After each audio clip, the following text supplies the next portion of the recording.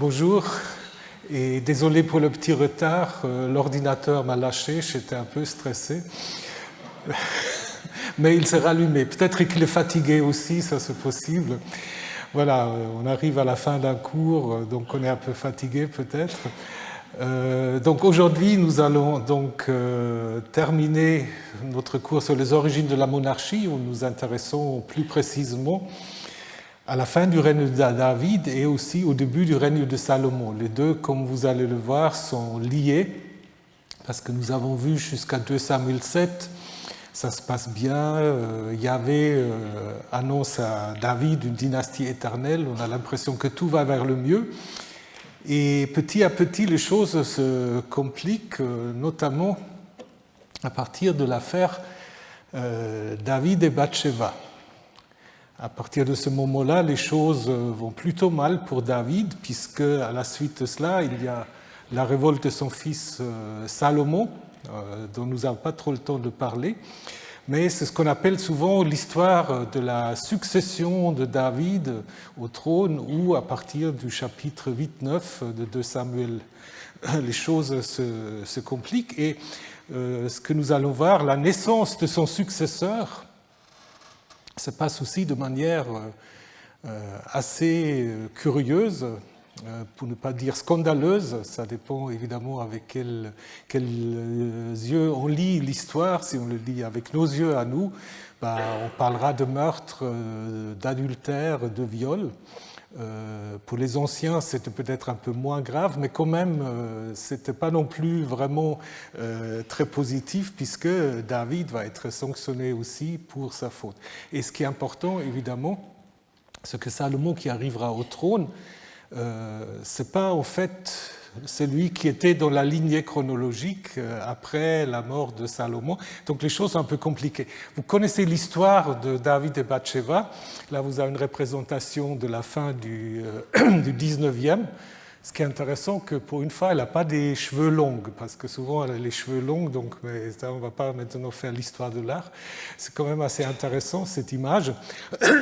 Donc vous connaissez l'histoire, David est pris, là il regarde par la fenêtre, il est éprise de cette beauté, il va la chercher, il la viole, ensuite elle a un premier fils, et il faut se débarrasser du mari. Évidemment, nous allons voir comment ça se passe. Il a un premier fils qui doit mourir pour que le deuxième fils, Salomon, puisse venir au monde. Mais, comme nous allons le voir, cette histoire du premier fils qui meurt ne faisait peut-être pas partie de l'histoire originelle. C'est peut-être un ajout, et nous allons voir pourquoi.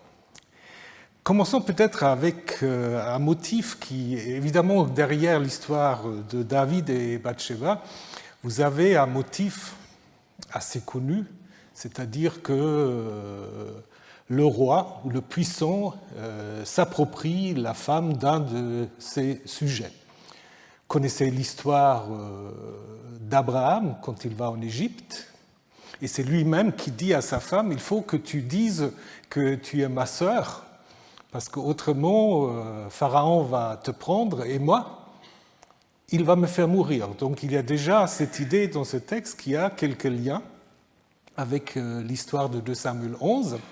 Mais il y a aussi un texte égyptien que vous connaissez peut-être un peu moins.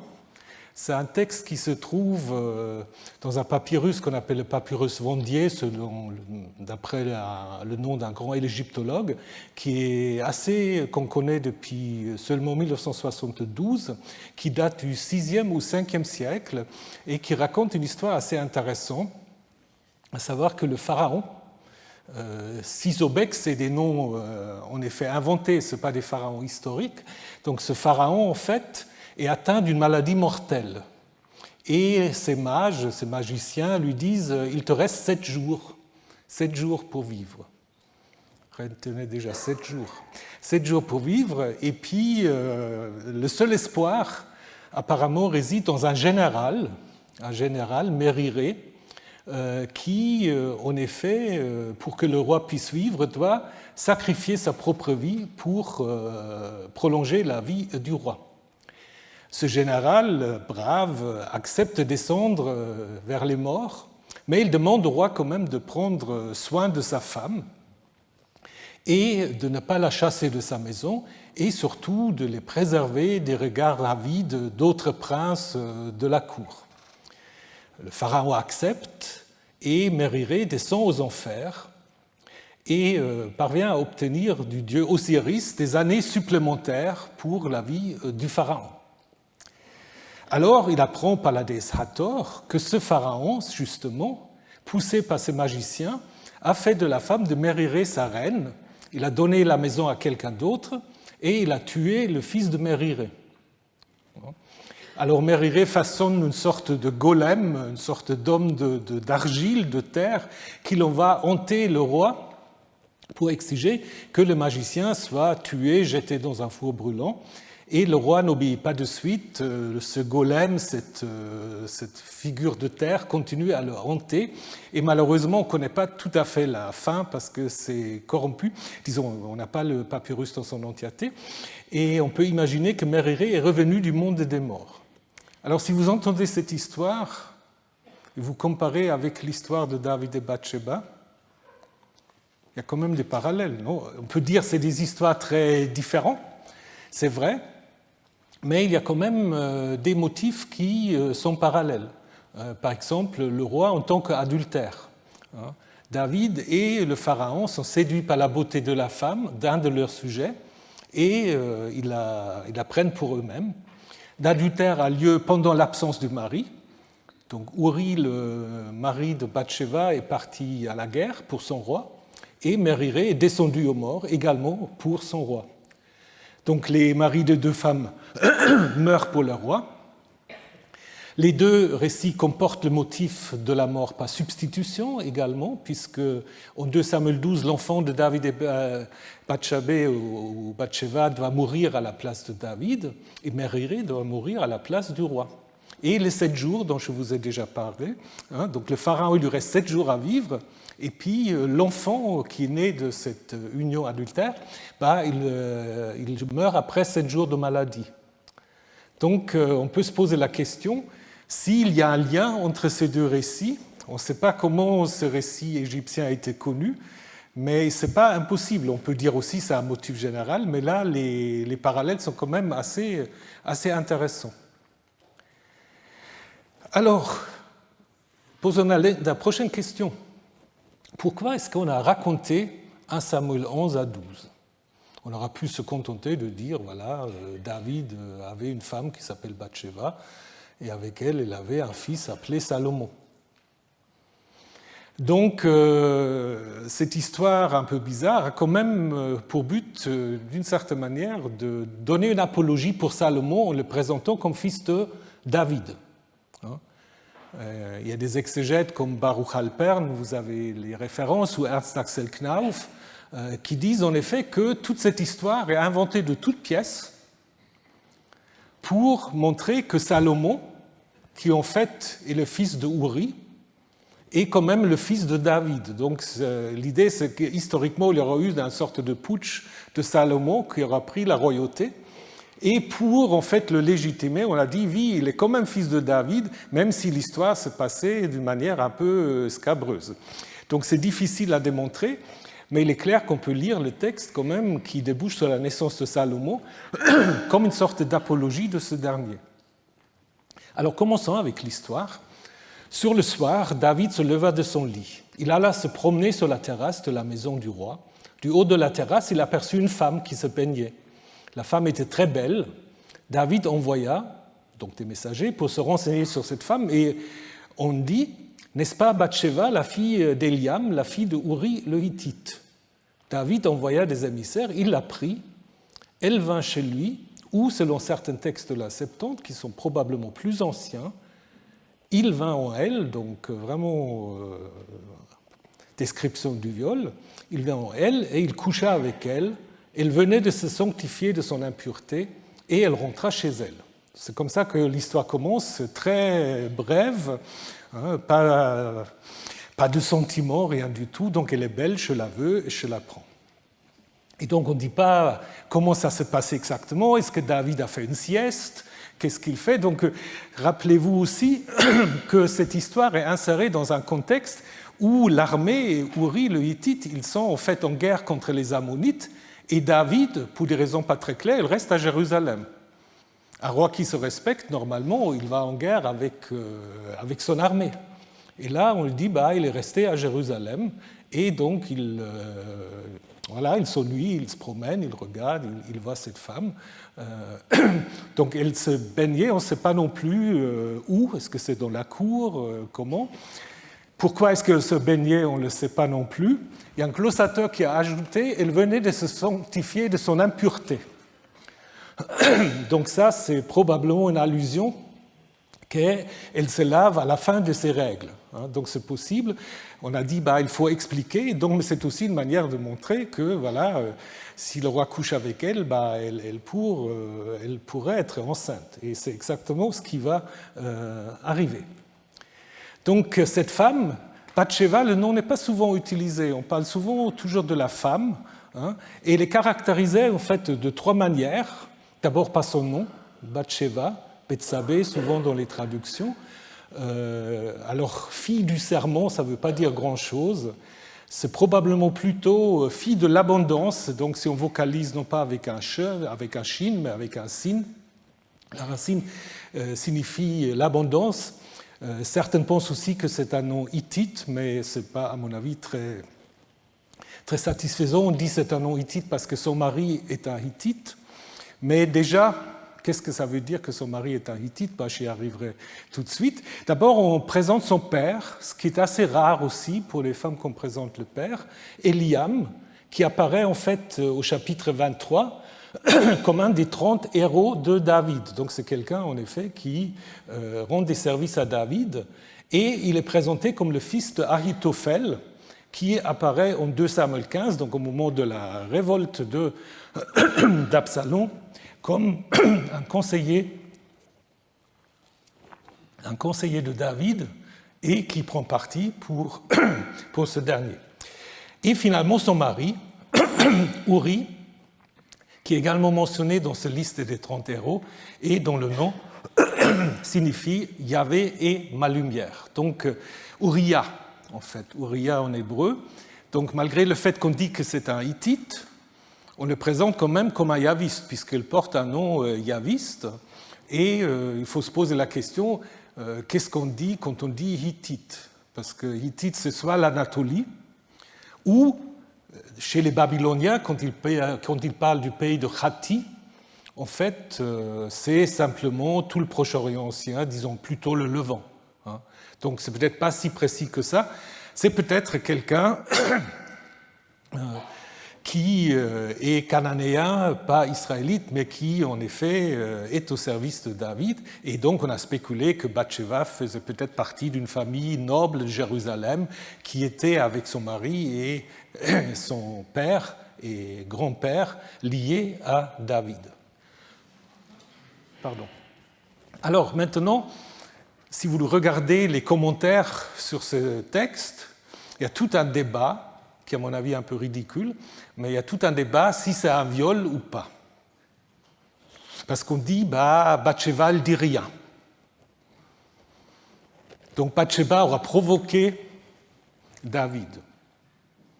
Est-ce que c'est marqué dans le texte? Mais c'est un peu le même débat qu'on peut avoir aujourd'hui dans nos sociétés autour de ce qu'on appelle le consentement. C'est exactement ça. Et on le retrouve déjà dans les commentaires autour de cette histoire. Les rabbins sont aussi très ennuyés avec cette histoire, évidemment, vous imaginez. Mais à mon avis, si vous prenez la description de l'acte, je pense qu'il y a peu de doute. Il la prie, il vint en elle, il coucha avec elle, et elle rentre chez elle. Hop. Voilà, donc je pense que c'est quand même décrit comme un viol. Et maintenant, David est embêté. Il faut qu'il cache sa paternité. Donc la femme devint enceinte, elle envoya vers David et elle déclara « Je suis enceinte ». David envoya dire à Joab, vous vous souvenez, c'est son général qui va aussi mal finir au début du livre des rois, « Envoie-moi Uri le Hittite ». Joab envoya donc Uri à David, Uri arriva près de lui, David le demanda comment allait Joab, le peuple, la guerre, Puis David dit à Uri, descends chez toi, lave-toi tes jambes. Uri sort chez le roi et il était suivi d'un présent du roi. Donc vous avez compris la stratégie. Il le fait venir de champ de bataille. Donc là aussi, l'histoire est très ramassée parce qu'en fait, il est à Rabat Ammon, ce qui fait au moins 3 jours de marche s'il faut aller de Rabat Ammon jusqu'à Jérusalem. Mais dans l'histoire, tout ça est condensé en fait. Donc il arrive tout de suite et puis David, quand il dit va te laver les jambes, c'est un euphémisme, en fait, va aller coucher avec ta femme, puisque les pieds ou les jambes reglaïm sont souvent utilisés comme euphémisme pour les organes sexuels. Donc, c'est voilà l'invitation que David donne à son soldat, et en absence, évidemment, de test de DNA,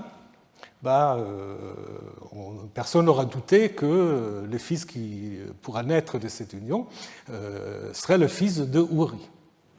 Mais ça ne marche pas comme ça. Uri se coucha. Alors au début, ça, on peut entendre il se coucha, parce qu'en hébreu, vous avez d'abord le verbe, il se coucha, donc le public peut se dire, voilà, il va se coucher, mais il se coucha à la porte de la maison du roi, avec tous les serviteurs du Seigneur, et il ne descend pas dans sa propre maison. On vint dire à David, Uri n'est pas descendu chez lui. David dit à Uri, n'arrives-tu pas d'un long chemin? Pourquoi n'es-tu pas descendu chez toi? Uri dit à David, l'arche, Israël et Juda habitent dans les huttes, sous côte. Mon Seigneur, Joab et les serviteurs de mon Seigneur campent en rase campagne, et moi j'irai chez moi, manger, boire et coucher avec ma femme. Par ta vie, par ta propre vie, double serment, assez rare, je ne ferai pas cela. David dit à Uri, reste ici encore aujourd'hui et demain je te renverrai. Uri reste donc sur Jérusalem ce jour-là et le lendemain. David l'appela, il mangea en sa présence, il but et il l'enivra. Uri sortait chez lui pour aller se coucher, encore une fois, coucher sur son lit même. Mais ce n'est pas le lit avec sa femme, c'est avec ses serviteurs de son Seigneur. Il ne descendit pas chez lui.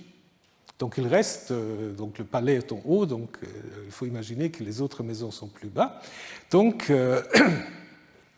il explique à David, en effet, qu'il ne peut pas accepter des privilèges si l'arche et l'armée habitent dans des huttes, donc des sous-côtes. C'est un peu curieux comme expression. Est-ce que ça veut dire en effet que l'arche n'a pas encore une demeure forte, ferme, ou est-ce que ça veut dire, mais ce n'est pas raconté, que l'arche aurait été amenée en effet sur le champ de bataille? C'est aussi une possibilité en fait. Et donc là, vous voyez, il est vraiment présenté comme un bon Yahviste, puisqu'il se réfère à l'arche de Yahvé. Et donc, il fait comme un bon soldat doit faire. Mais on peut aussi se poser, et c'est ça ce qui est l'intérêt de cette histoire, est-ce que Uri se doutait de quelque chose? On ne dit pas, donc on dit très peu de choses dans cette histoire. Peut-être Uri a senti quelque chose, dit non, on ne va pas tomber dans le piège, j'y vais pas. Et c'est possible. Alors parfois on a dit aussi que peut-être en situation de guerre il y a l'abstinence, puisqu'en 1 Samuel 21, David, dans une situation de guerre, dit « Nous n'avons pas eu de relation avec des femmes comme toujours quand je pars en campagne ». Donc c'est peut-être aussi ce qui est derrière ce serment de Uri. Mais une fois de plus, c'est le lecteur ou les auditeurs qui peuvent en effet se faire leur explication. C'est un texte qui est vraiment très, très, très sobre, qui laisse beaucoup de pistes d'explication ouvertes. Donc David tente une dernière chose. Il va l'inviter chez lui. Donc Uri avait dit « je ne mangerai pas, je ne boirai pas ». Donc il l'invite quand même à manger et à boire. Donc Uri mange et boit, mais il ne va pas coucher. Voilà, donc là vous avez un magnifique résumé de l'histoire dans la Bible des croisades du IIIe siècle. Vous voyez d'abord David qui va à Bathsheba, qui envoie un serviteur. Il est au lit, ça c'est assez rare, David au lit avec Bathsheba. Et ensuite, donc, il fait venir Uri pour en effet le mettre dans le lit de Bathsheba. Donc ça ne marche pas. Et là, maintenant, ça devient meurtrier, puisque le lendemain, David écrivait une lettre à Joab et l'envoya par Uri.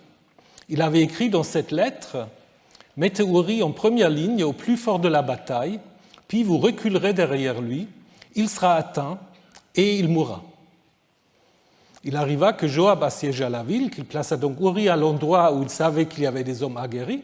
Les gens de la ville firent une sortie et attaquèrent Joab. Il en tomba parmi le peuple, parmi les serviteurs de David, et à la fin, Uri le Hittite mourut lui aussi. Donc là, David a en effet recours à une ruse perfide. Il donne à Uri une lettre.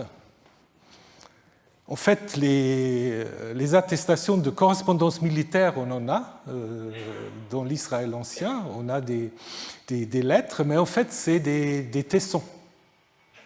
C'est des ostracas, en fait, c'est des ostracas. Donc, soit c'est déjà un texte très récent où on imagine plutôt des petits rouleaux, ou alors il faut imaginer que Uri ne sait pas lire et qu'en fait, il ne peut pas voir ce qui est écrit sur cet ostraca, parce que l'ostraca, vous ne l'enveloppez pas. Vous écrivez quelques lignes.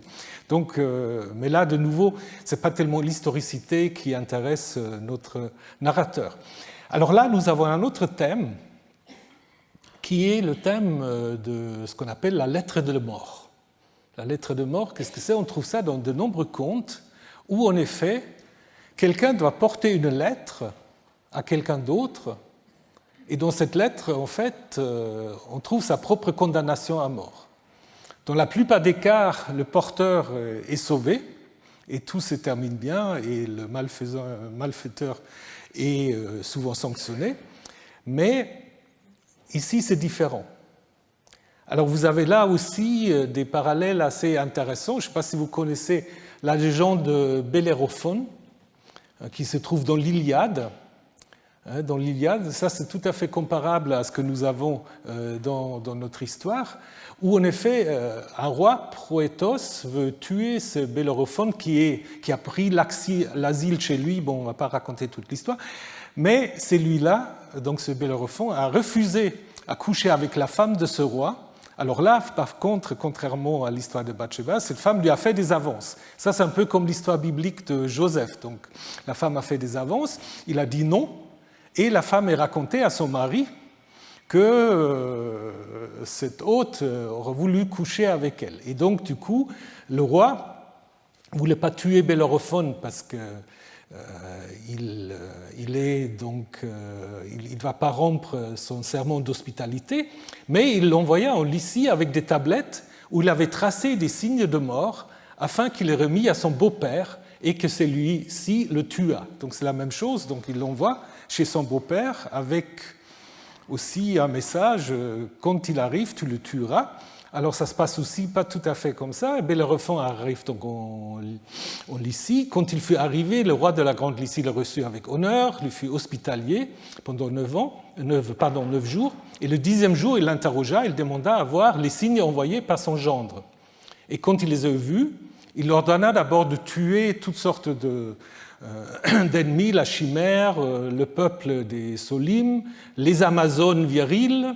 Et évidemment, il va réussir tous ces tâches. Et après, il y tenda aussi un piège rusé, un choisi en place en embuscade le plus brave guerrier. Ça fait déjà penser plus encore à notre histoire de 2 Samuel 11. Et finalement, Bellérophon le tua tous, et le roi connut alors que cet homme était de la race illustre d'un dieu. Il le retint et lui donna sa fille, la moitié de sa domination royale. Donc là, vous avez aussi l'idée que quelqu'un veut se débarrasser de quelqu'un, envoie cette personne avec un message, mais contrairement à ce qui se passe en 2 Samuel 11, Bellérophon devient en fait le beau-fils de son hôte. Donc là, vous avez une représentation qui est intéressante parce que vous voyez que ce n'est pas David qui écrit la lettre, et donc il a un scribe, ce qui correspond évidemment à une réalité. Il a un scribe qui, en effet, lui écrit cette lettre qu'il ensuite remet à Joab. Donc ça, c'est une autre question sur qui savait lire et écrire. Au Xe siècle, probablement pas le roi. Au 7e siècle, c'est possible. Donc peut-être ce texte oui, date de cette époque-là, ou peut-être même encore un peu plus tard. Donc de nouveau, l'ordre qui donne à Joab, c'est pas très clair non plus comment il peut en effet mettre Uri à un endroit et faire reculer tous les autres. D'ailleurs, quand vous lisez l'histoire, Joab ne va pas faire comme ça. Mais en effet, de nouveau, la mort est rapidement racontée, contrairement à Flavius Joseph qui donne une description très, très détaillée. Donc, Joab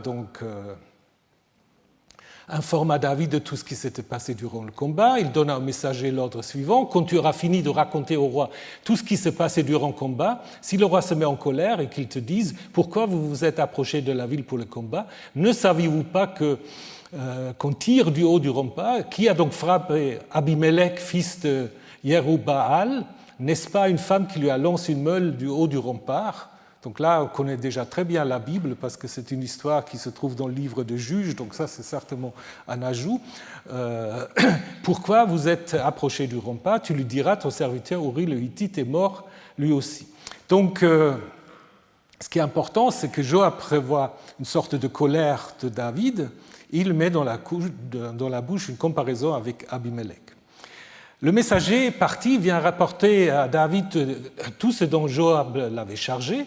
Le messager dit à David: ces gens étaient plus forts que nous, ils ont fait une sortie dans notre direction race campagne, mais nous les avons repoussés jusqu'à l'entrée de la porte. Les tireurs ont alors tiré du haut du rempart sur tes serviteurs. Ils moururent parmi les serviteurs du roi. La Septante et la Vetus Latinum, la vieille latine, précise environ 18 hommes, et ton serviteur Uri le Hittite est mort aussi. David dit au messager: tu parleras ainsi à Joab, ne prends pas trop mal cette affaire, l'épée dévore d'une façon ou d'une autre, renforce ton attaque contre la ville et renverse-la, réconforte-le ainsi. Donc David ne se met pas en colère, au contraire, il est content, il dit c'est comme ça la guerre, il faut vivre avec. Et donc le lecteur, l'auditeur doit comprendre ça quand même comme une réponse cynique qui attribue la mort d'Uri en fait aux aléas de la guerre. Et c'est ainsi que naît le premier fils. La femme d'Uri apprit que Uri, son mari, était mort. Donc elle a qualifié la femme d'Uri, apprit que Uri, son mari, était mort. Elle se lamenta sur son mari. Quand le deuil fut passé, David la fit chercher et la recueillit dans sa maison. Elle devint sa femme et lui enfanta un fils. Mais ce qu'avait fait David déplut à Yahvé. Alors ça c'est intéressant parce qu'est-ce qu'on a parlé de Yahvé dans cette histoire? Pas du tout. Tout à la fin, quand c'est trop tard, ça déplut à Yahvé. Donc souvent on pense en effet que cette notice est un ajout et que l'histoire continue en fait avec la naissance d'un fils, mais pas d'un premier fils qui doit naître, mais de Salomon. Donc l'histoire originale aurait été que le fils qui naît, c'est Salomon. Et pourquoi est-ce qu'on aura rajouté en fait toute cette histoire du premier fils qui doit mourir? Pour plusieurs raisons. D'abord, si le fils qui naît, c'est Salomon, c'est un fils qui naît d'un adultère ou d'un viol. Maintenant, dans l'histoire, c'est un peu amadoué puisque, en fait, Salomon naît seulement au moment où Bathsheba est devenue la femme légitime de David. Ça, c'est la première chose. On veut aussi insister quand même, en rajoutant 2 Samuel 12, que Yahvé a quand même sanctionné David pour ce qu'il a fait, ce qui n'était peut-être pas le cas dans la première histoire, et que David lui-même aussi s'est converti de son péché, de sa faute. Et donc, on pourra imaginer que l'histoire s'est terminée comme ça. Quand le deuil fut passé, David la fit chercher et l'a recueillie dans sa maison. Elle devient sa femme et lui enfanta un fils. Elle appela son nom Salomon. C'était probablement comme ça que l'histoire s'est terminée au début. Donc toute cette histoire du fils qui va naître. D'ailleurs, il y a aussi une particularité. Comment on peut, disons, c'est un argument complémentaire pour dire que c'est un ajout. Parce que c'est fils qui doit mourir. Il s'appelle comment?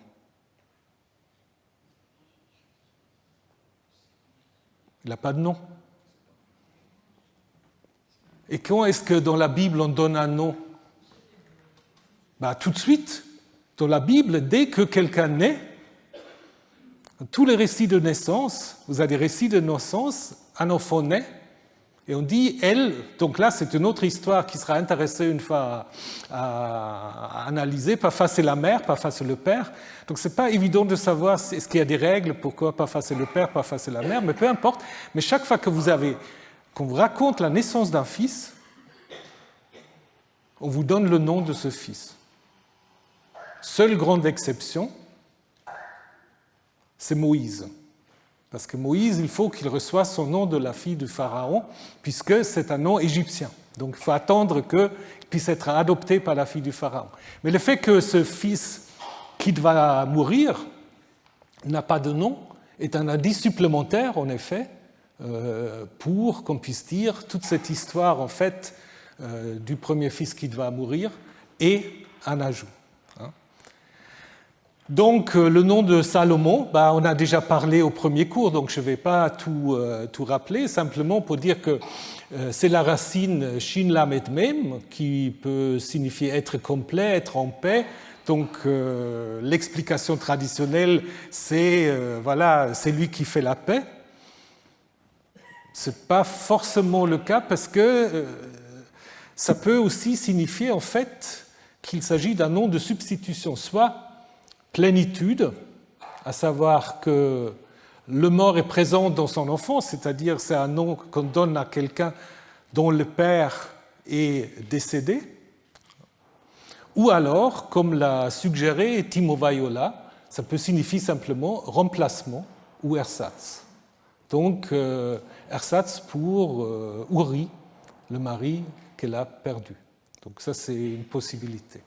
Et donc, du coup, un rédacteur a dit, mais il faut quand même qu'on précise certaines choses, comme je vous ai dit, que Salomon n'est pas né d'un adultère, que David a montré quand même des regrets, que Yahvé est intervenu, c'est surtout ça ce qui est intéressant dans cette histoire, parce que dans l'histoire ancienne, Yahvé n'intervient pas du tout.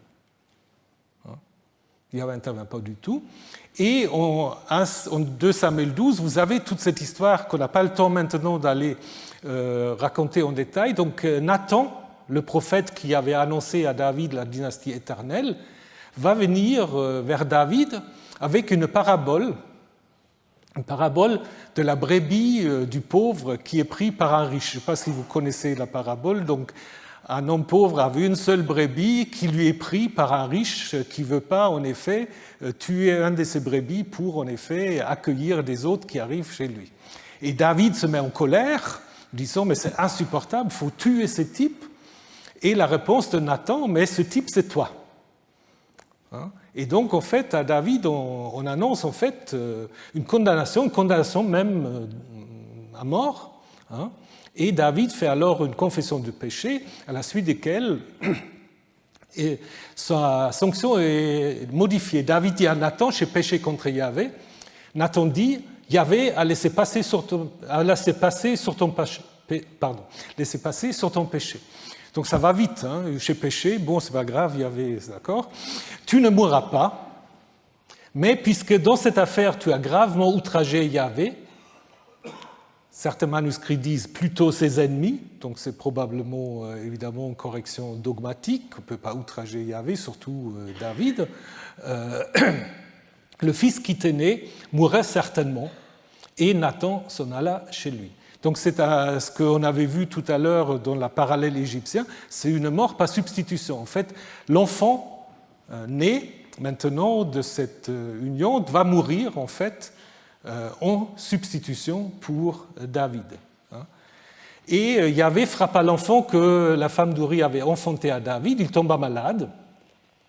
David eut recours à Dieu ou au Dieu, et à Elohim, ça peut être des divinités. Donc on peut imaginer que, un peu comme les Téraphim, on l'a vu avec la nécromancienne, il jeûna et quand il rentra chez lui pour la nuit, il coucha par terre. Les anciens de la maison se pencha sur lui pour le relever, mais il refusa, ne mangea pas avec eux. Le septième jour, l'enfant meurt, donc on ne sait pas quel âge l'enfant avait. Et donc, apparemment, il est tombé malade dès sa naissance, donc peut-être qu'il n'avait que 7 jours. Le texte ne nous le dit pas. Les serviteurs de David craignaient de lui annoncer que l'enfant était mort. Ils se disaient en effet, voici, lorsque l'enfant était vivant, nous lui avons parlé, il ne nous a pas écoutés. Et comment lui dire, l'enfant est mort, il fera quelque chose de mal. David vit que ses serviteurs chuchotaient entre eux et comprit que l'enfant était mort. David dit alors à ses serviteurs, l'enfant est-il mort? Ils dirent, il est mort. Donc, David, en fait, se met à jeûner, à se coucher par terre, un peu comme on fait dans une situation de deuil, ce qu'on appelle souvent des Selbstminderungsriten, des rites d'abaissement. Donc, on se prépare comme quelqu'un qui est presque en train de mourir. Et il est possible que l'enfant, en effet, meure après 7 jours. Donc, on ne sait pas à partir de quel moment, en fait, cet enfant avait été malade. Et alors, ce qui est très étonnant, une fois que l'enfant est mort, David se leva de la terre, se baigna, se parfuma, se changeait de vêtements. Puis il entra dans la maison de Yahvé, se prosterna, il rentra chez lui, il demanda qu'on lui servit à manger, il mangea, ses serviteurs le dirent, qu'est-ce que tu fais là? Quand l'enfant était encore en vie, tu jeûnas, tu pleurais, et maintenant que l'enfant est mort, tu te levais, tu as mangé. Et il dit, quand l'enfant était encore en vie, je jeûnais et je pleurais parce que je me disais, qui sait si Yahvé aura pitié de moi et que l'enfant vivra? Et maintenant, puisqu'il est mort, pourquoi jeûnerais-je?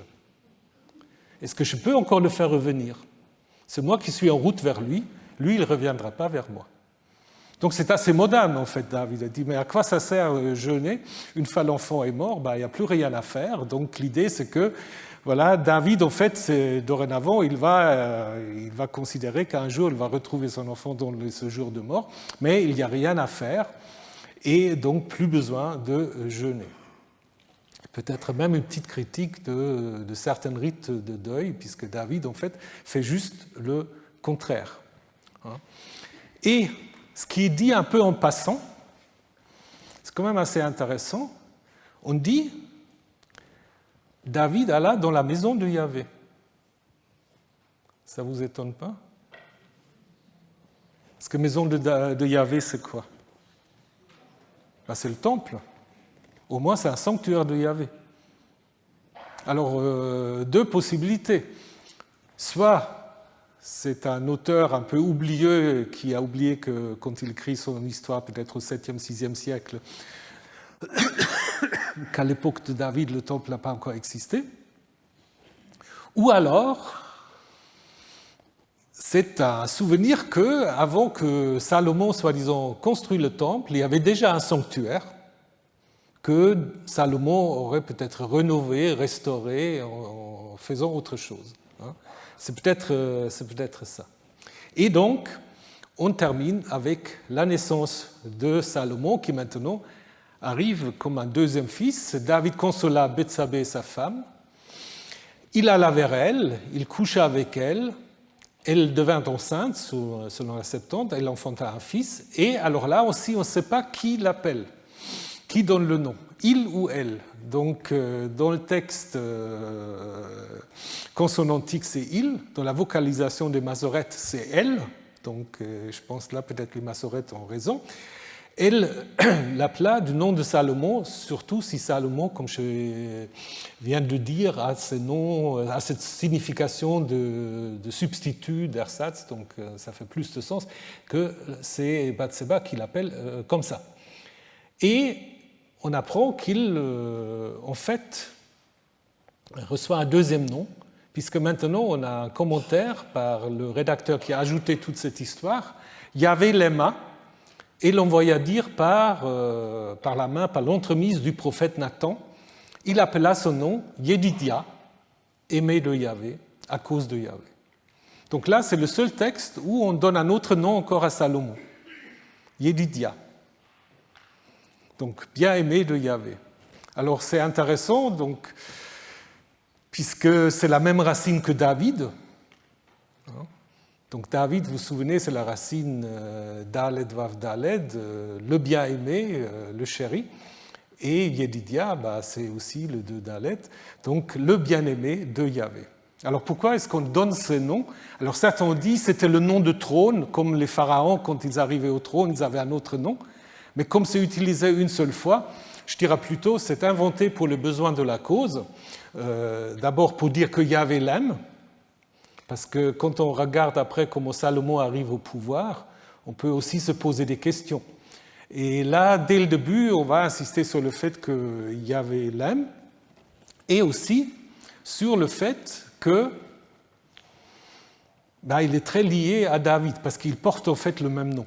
Donc c'est une autre manière de renforcer le lien entre Salomon et David. Ils ont des noms en fait avec la même racine. Et donc après, les choses, en fait, cette histoire, elle va continuer au début du premier livre de Rois. Entre-temps, on va nous parler de la révolte d'Absalom. Absalom qui, en fait, et surtout, mais ce n'est pas la seule raison, ça commence de nouveau après 2 Samuel 11, ou 2 Samuel 13, il y a un autre viol qui intervient dans la maison de David, le viol de sa fille Tamar par son demi-frère Amnon, qui ensuite va être vengé par Absalom. Donc c'est des histoires assez horribles. Et puis Absalom fait une révolte contre David, qui amène David à quitter Jérusalem et se réfugier dans le nord. Et donc David va s'exiler, il va s'installer à Mahanaïm, ici. Et on va raconter, une fois qu'il est installé à Mahanaïm, la mort d'Absalom, le retour de David à Jérusalem, qui suivit d'une autre révolte pendant ce retour, d'un benjaminite qui est tout au haut. Ça c'est aussi un peu curieux au niveau géographique, mais nous n'allons pas entrer dans le détail. Et David revient à Jérusalem. À la fin du livre de Samuel, nous avons une sorte d'annexe, parce que le début de 1 roi 1 va continuer après le chapitre 19. Là, nous avons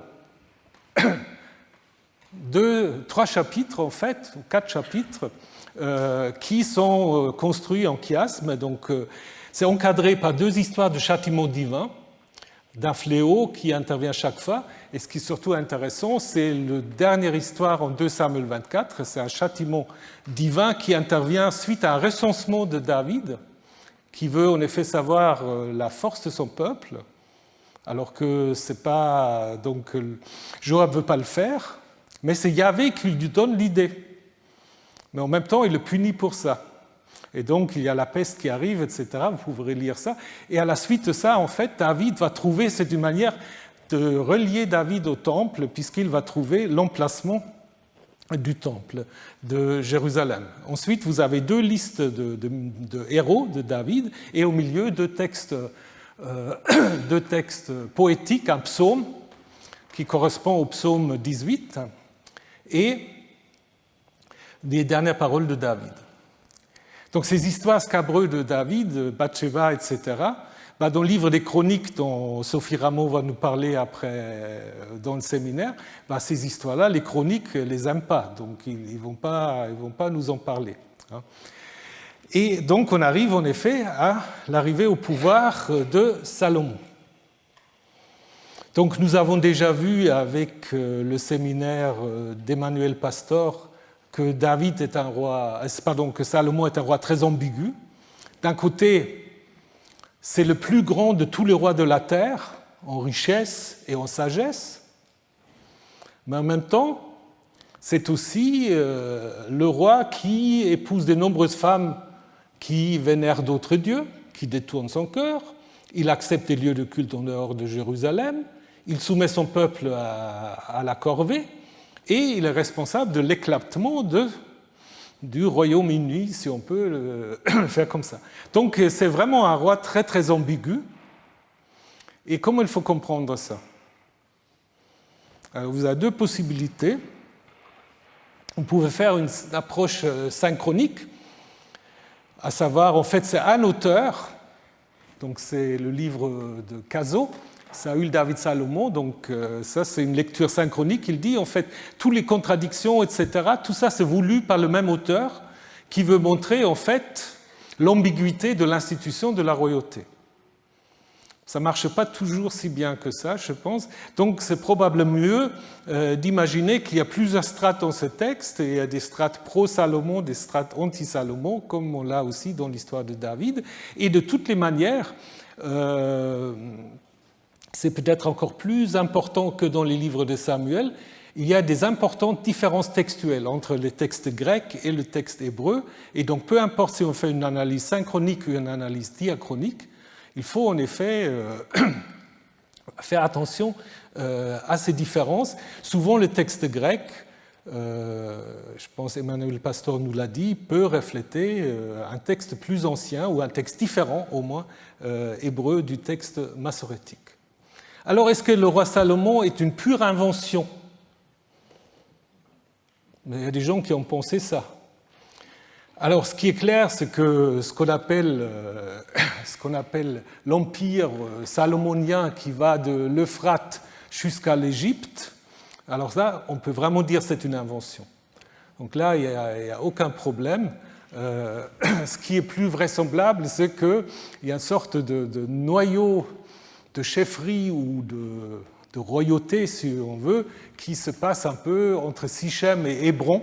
Alors, est-ce que c'est vraiment une royauté unie? Est-ce que c'est une royauté qui est contrôlée par, disons, qui est gouvernée depuis Jérusalem et qui a en fait des clans vassaux autour? Ça, c'est possible, mais il est clair que Salomon, tel qu'on nous le décrit, n'a pas régné de l'Euphrate jusqu'à l'Égypte. Donc il y a toutes sortes d'explications. Je ne vais pas aller dans tous les détails, mais je veux juste vous rappeler qu'on avait en fait des grandes constructions à Hatzor, à Megiddo, à Gézer, qu'on avait souvent utilisées pour montrer la grandeur de l'empire salomonien, et qui probablement, c'est encore un débat des archéologues, mais si on suit l'école de Tel Aviv, c'est plutôt en effet un siècle plus tard, donc ça reflètera plutôt l'époque du roi Omri. On sera plutôt au 9e qu'au 10e siècle à ce moment-là.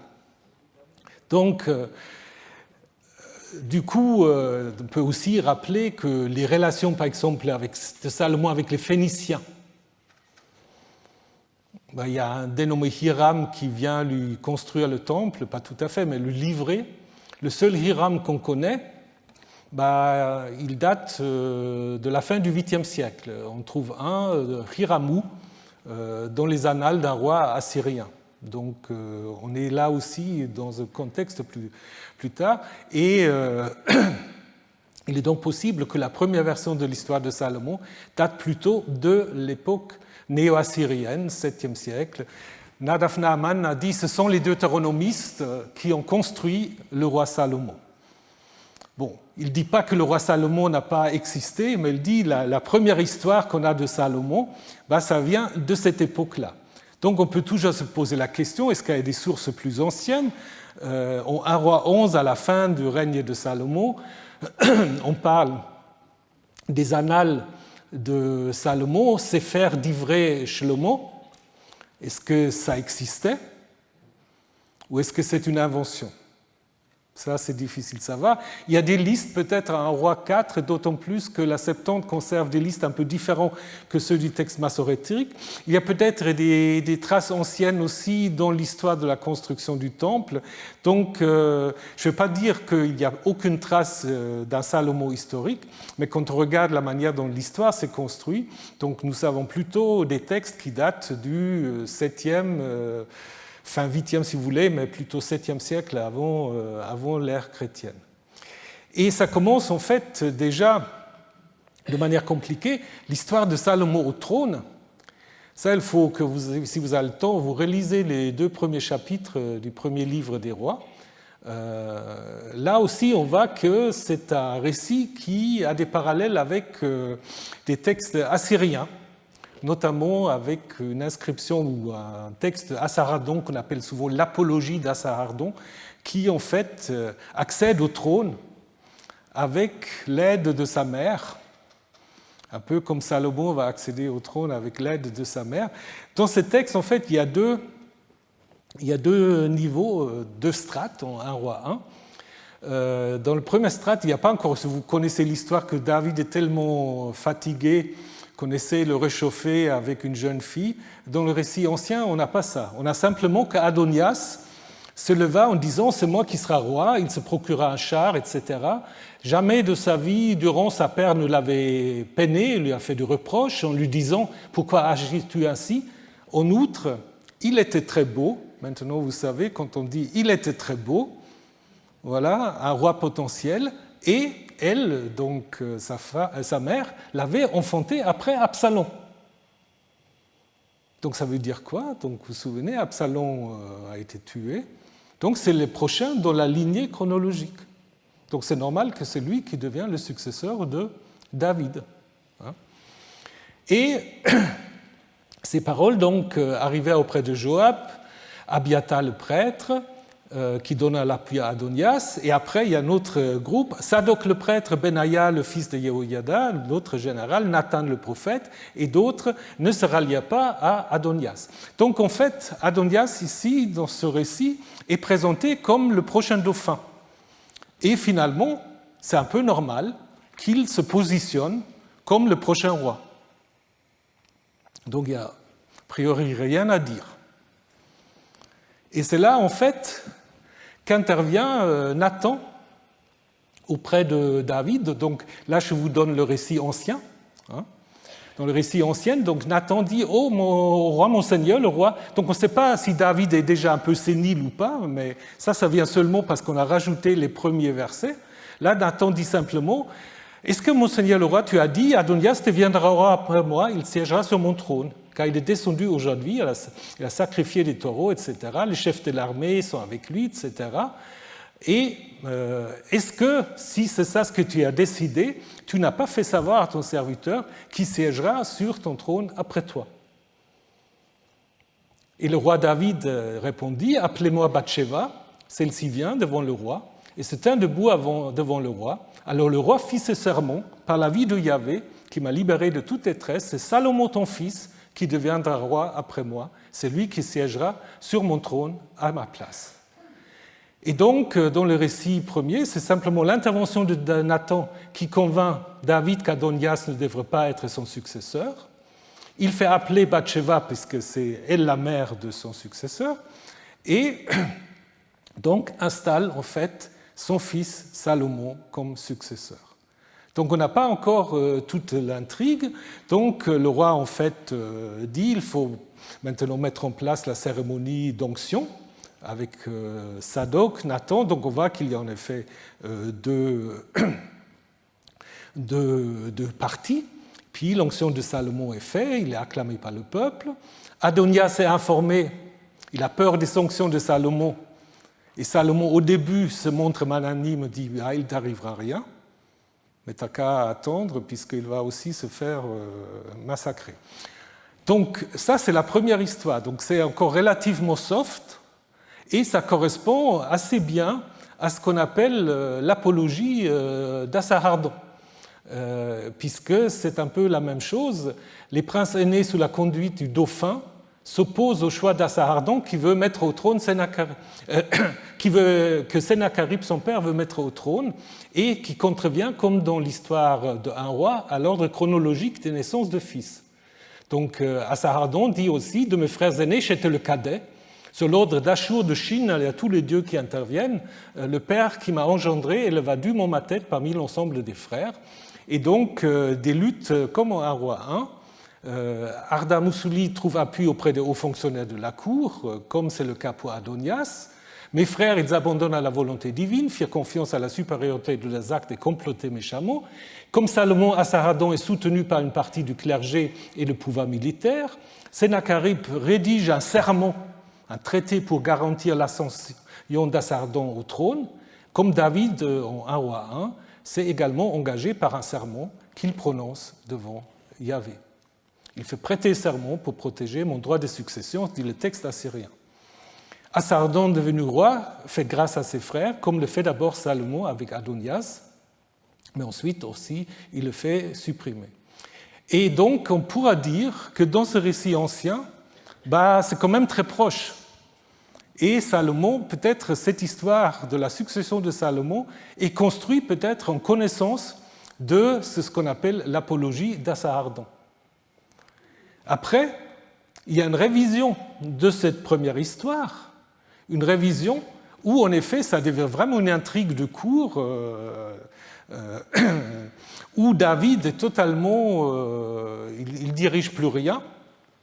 Il est totalement dépassé par les événements. Ça commence avec cet ajout des versets 1 à 4, où on a en effet un David qui est tellement fatigué, donc on lui met cette jeune fille, Avishag de Shunem, dans le lit, mais ça ne marche pas.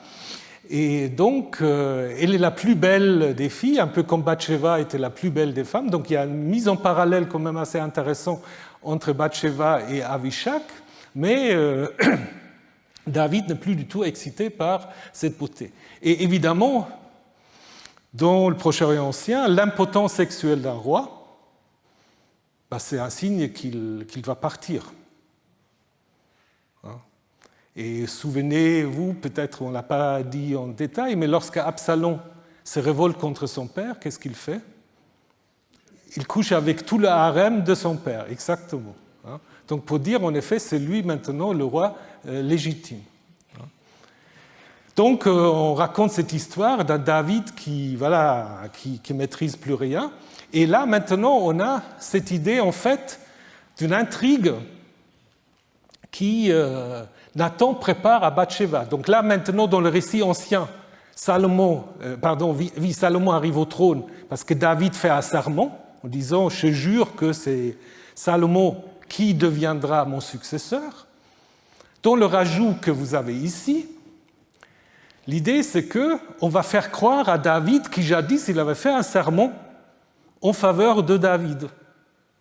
Il est tellement, il ne sait plus rien.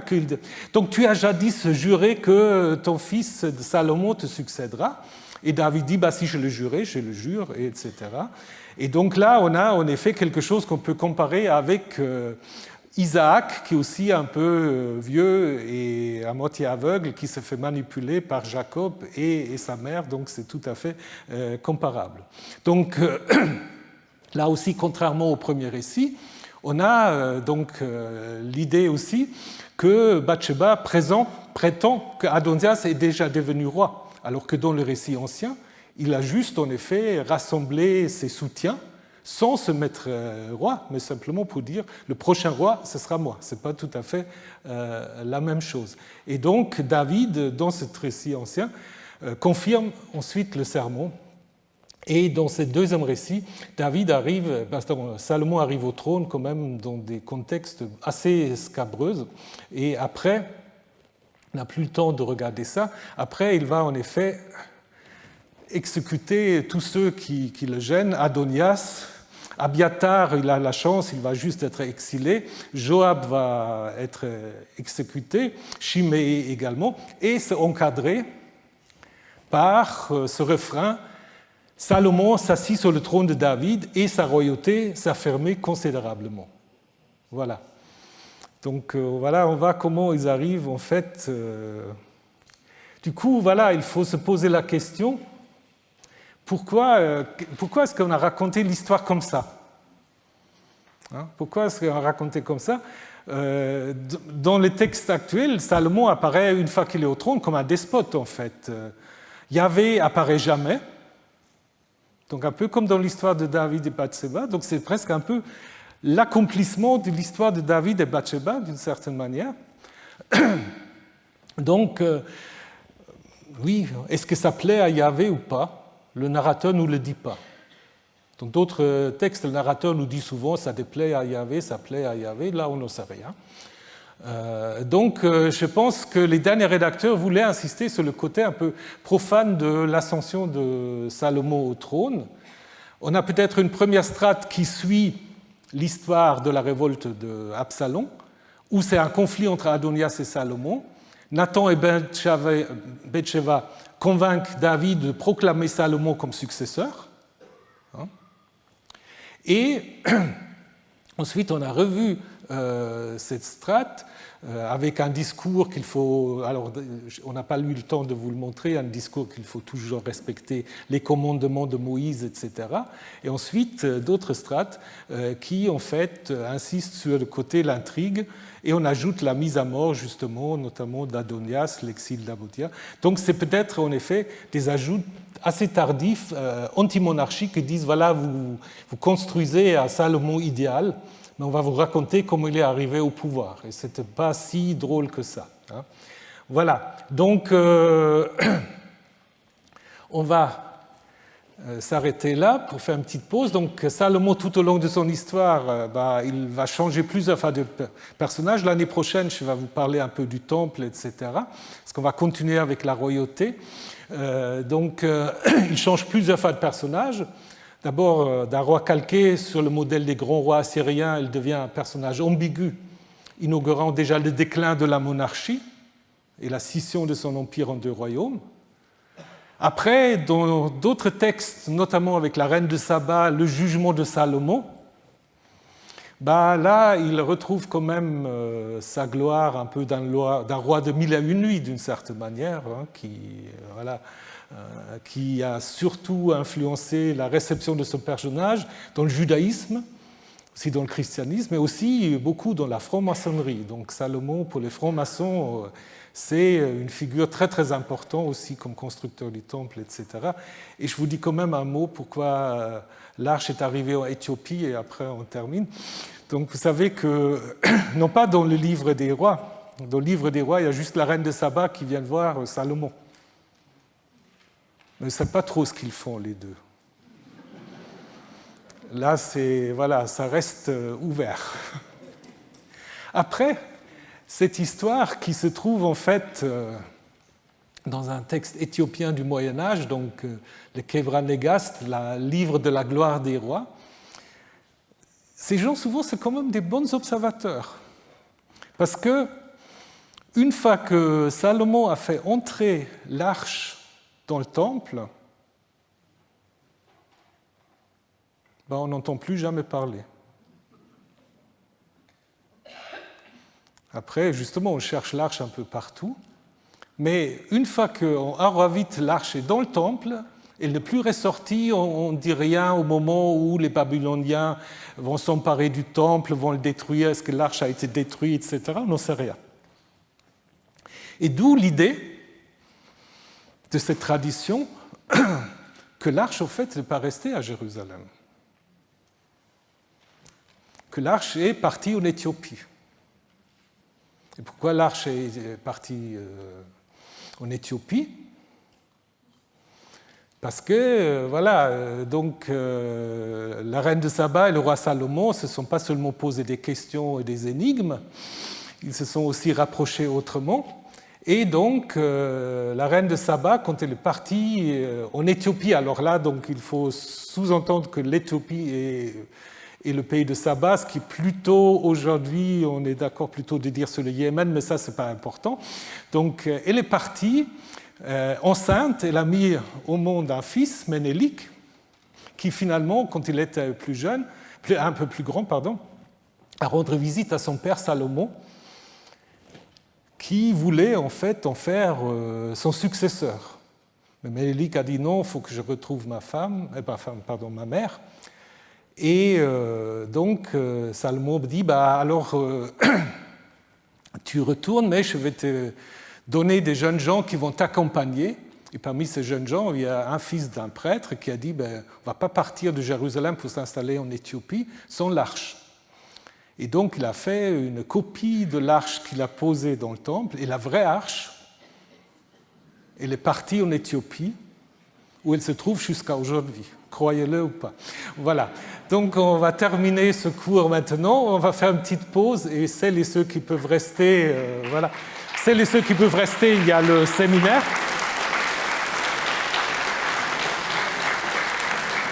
Donc, merci de votre fidélité. Je voulais aussi vous dire, on vous fera une petite annonce. Au mois de mai, on aura 2 conférences d'un professeur de l'université de Stellenbosch en Afrique du Sud, qui parlera de la lecture de la Bible dans une Afrique du Sud post-apartheid. Donc, on vous fera les informations en temps voulu. Voilà. Alors, à bientôt.